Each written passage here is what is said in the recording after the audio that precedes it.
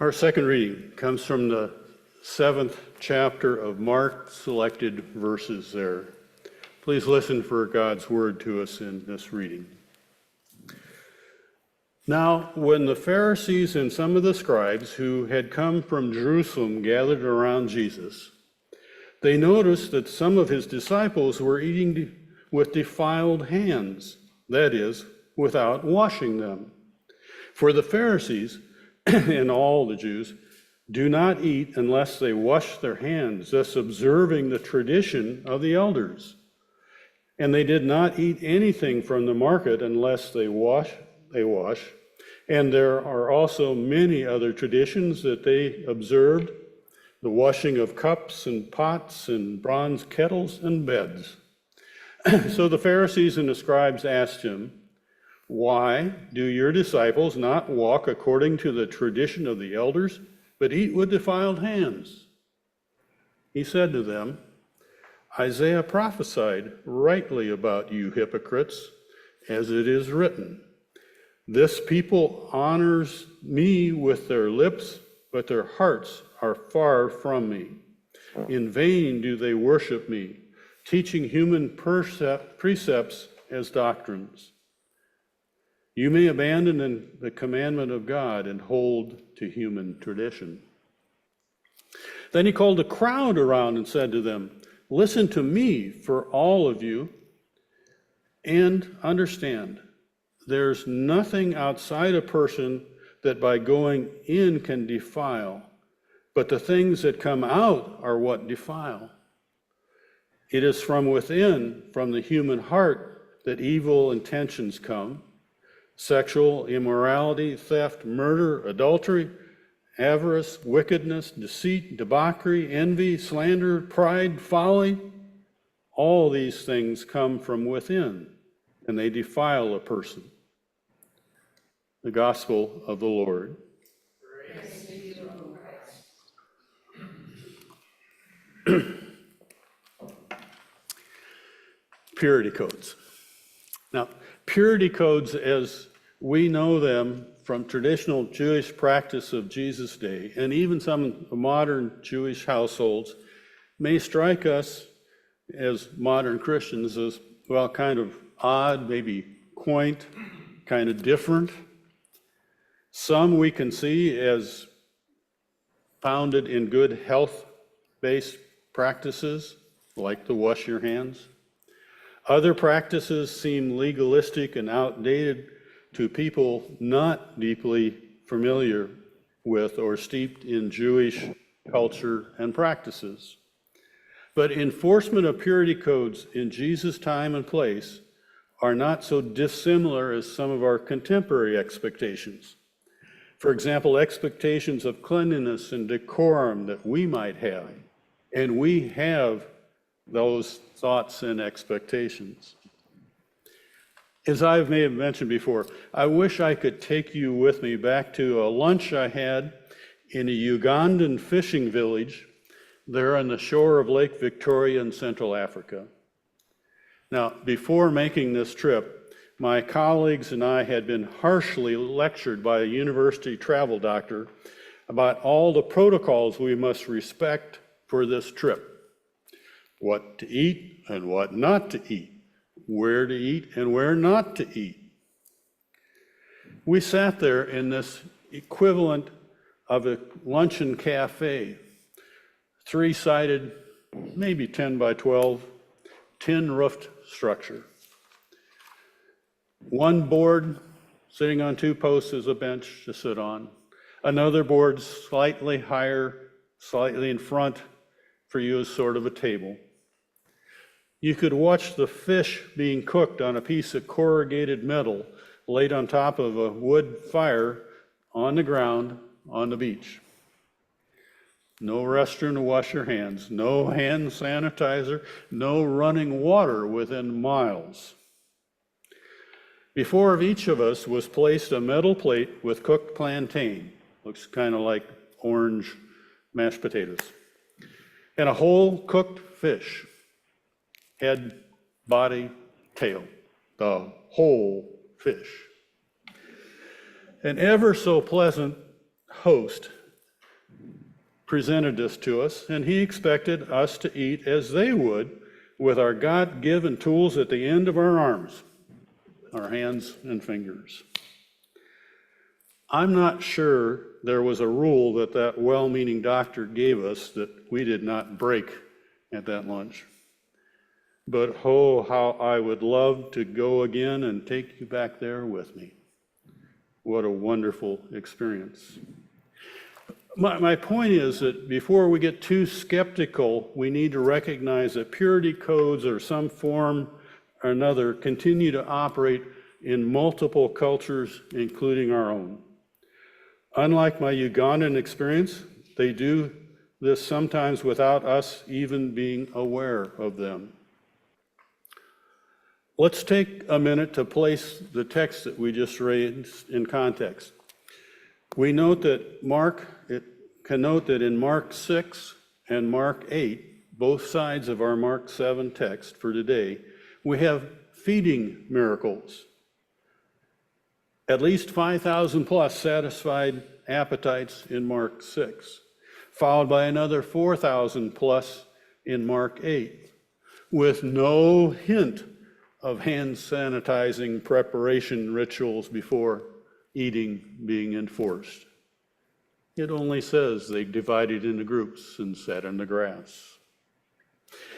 In our Mark 7 reading, right there in the middle between these two miracle feedings, Mark records another eating incident, another eating dilemma. This time not about the availability of food for hungry people, but about the strict boundaries related to protocol for eating. The passage immediately raises questions about exclusivity, raises the issue of who may eat and who may not eat, who is rightly prepared for the meal and who is not. The relevant question the Pharisees raise is not how to feed the gathered people, but rather, why are the disciples not appropriately preparing to eat? Even more pointedly, why has Jesus not required adherence to the traditions of the elders? This continues the story of those traditional Jewish religious leaders, those coming out of the headshed in Jerusalem, wanting to deal with Jesus, deal with him by labeling him as a lawbreaker. Not only does Jesus allow the disciples to eat without the ceremonial washing of hands, but he also does the unimaginable. He touches those who are sick. He interacts with hemorrhaging women and drives out unclean spirits. To the consternation of the traditionalists, what he does with and for the people challenges the interpretation of the laws and traditions, challenges all to deal with the real conditions of life, even the lowest in society. Traditionalists say, for good religion as we know it, Jesus must be stopped. Courtney Buggs points out that in Mark's telling, those who are presumed to be among the most religious, those who can afford to attend to their customs and traditions, do so with little regard for those who are hungry and in need.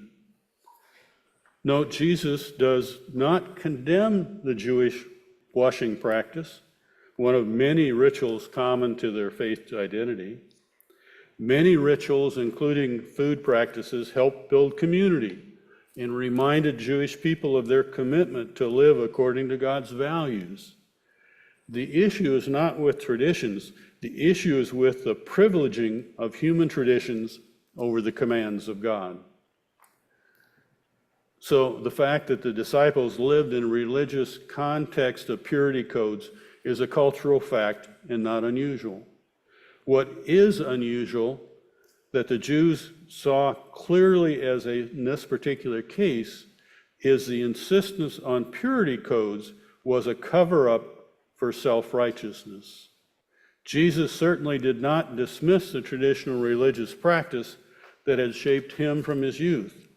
However, in this incident, he revealed that the protests of the Pharisees and the scribes were an entry point into a much deeper question.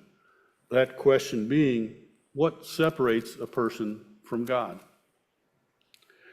According to the rule-based traditional temple leaders' understanding, what separates a person from God could be as simple as violating a dietary law. In their minds, the question was answered with an insistence that simply contact with impure objects or being in an impure state would separate a person from God. Jesus said, no. Jesus said, rather, what separates a person from God is a hateful heart, bad intentions, and hypocrisy. In his metaphor, it is not what goes into the body that causes impurity, it's what comes out of the heart. What comes out of the heart, diseased with hate and arrogance, is a whole list of vices that are in verse there in 21 and 22. Listen to those again. Sexual immorality, theft, murder, adultery, avarice, wickedness, deceit, debauchery, envy, slander, pride, and folly. And all these things come from within, and they defile a person. The list is not comprehensive, but Jesus certainly got wound up in describing the diseases of the heart. As Leanne Van Dyke clearly points out, the basic rule that Jesus uncovered to his disciples and his accusers has striking and immediate implications for us as Christians today. The implications ripple out for our personal lives, to our congregational life, and to our community, and to political and global aspects. Now, let's back up just a bit and get grounded a bit before we go into the implications of this. It's generally good that faith communities like ours are grounded in doctrines and creeds and interpretations and traditions. But really, there are varying traditions we expect to be honored, even to deal with details of like when you stand up and when you sit down in worship, which varies dramatically from church to church, by the way. Consider another more serious example from worship. If we take Jesus' insight that what comes from the heart is what defiles a person and alienates them from God, then we must take seriously the prayer of confession. Far from being an expendable time filler, the prayer of confession invites each of us into deep self-awareness. It invites us to consider honestly the attitudes and habits of our hearts that might be alienating us from God and others. In the coming weeks, if you're struggling on how to use it, I invite you to use part of your prelude reflection time to silently read and digest the prayer of confession that we will be saying commonly together just a bit later. Jumping into a different arena, another place of connection is the troubled arena of national and global politics. Fierce emotions abound in this area. Most preachers, myself included, dread addressing political issues from the pulpit, knowing full well that political issues can be so easily heard or misheard as partisan issues and criticized no matter what you say. Nevertheless, vague generalities concerning profound human issues are not a productive option for a faithful preacher or the congregation. Jesus made clear in this story that what alienates people from God are the murky and tangled motivations of the heart. Perhaps in today's environment, we should consider adding to Jesus' list, give it some added things that defile a person. We could add bias, ignorance, and blame. If we get wound up like Jesus, we could add judgmentalism and racism and sexism and national chauvinism, all of which can be implemented in hatred and revenge. These are heart diseases that defile us, disable our ministries, and undermine our human flourishing. I'll be so bold this morning as to point out one movement that has been bothering me for some time and I have not to date figured out how to work into a sermon or a study series. I hope you will take some time to inform yourselves of what is being termed Christian nationalism. I conclude, as many others have, that the movement is fundamentally neither Christian nor democratic. I would refer you to a new book by Brian Kaler and Bo Underwood entitled Baptizing America. It's a wonderful, careful job of tracing the history, development, and status of this movement termed Christian nationalism. The book's subtitle is How Mainland Protestants Helped Build Christian Nationalism. But as the preface states, because I can already hear the knuckles cracking and the hand-wringing and plaintive cries about what to do, know that the book concludes with many sound, theologically grounded actions that you can employ to combat Christian nationalism in yourself and in our communities. Baptizing America, I recommend it to you. Another would be The False White Gospel by Jim Wallace. Well, when Jesus rejects the assumption that food is what defiles us, he responds that the tragic reality is that true defilement is not something that is taken into the body and then passes out quickly. Defilement lurks in the heart. It is tenacious and hard to root out. It can put on multiple masks and disguises. Unearthing the deepest failures of our heart is no small task. To do this, to do what seems like our most inherent, persistent resistance to self-awareness and to sheer tenacity extend to the reaches of our heart. We each have our own path and legacy of history and trauma in that life, from that lifelong experience and its consequences. Likewise, the legacy of national and corporate trauma stretches for decades and generations. Plus, heart awareness is so easily plastered over by defensiveness and self-justification. Understanding and acknowledging the distortions of the heart is a painful and difficult challenge. Our first reaction is to resist with all our might. Van Dyke points out examples of this from history.